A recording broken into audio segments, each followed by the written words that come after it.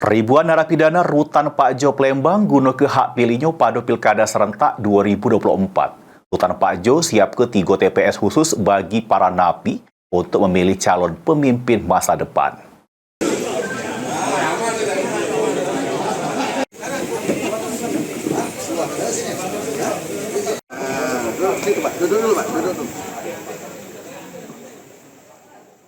Sebanyak 1.240 narapidana yang berada di Rumah Tahanan Negara atau Rutan Kelas 1 Pak Jo Plembang guna ke hak pilih mereka pada Pesta Demokrasi Pilkada 2024.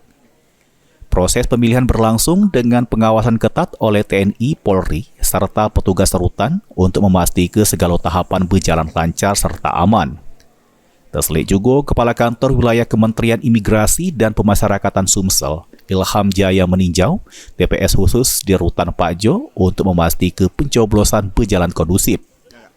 Karutan Pak Jo Kelas 1 Plembang, David Rosehan jelaskan, untuk memfasilitasi pemilihan para tahanan, pihaknya nyiapkan 3 tempat pemungutan suara atau TPS khusus, yakni TPS 902, 903 serta 904.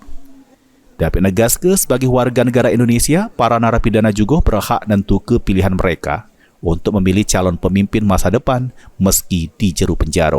Yang mencoblos hari ini sebanyak 1.240 DPT yang terbagi dalam 3 TPS khusus yang telah kami siapkan, di mana TPS khusus 902, 903 dan 904. Tentunya sebagai warga negara Indonesia, mereka juga memilih dan memiliki hak suara untuk memilih calon-calon wali kota ataupun calon gubernur untuk ke depannya.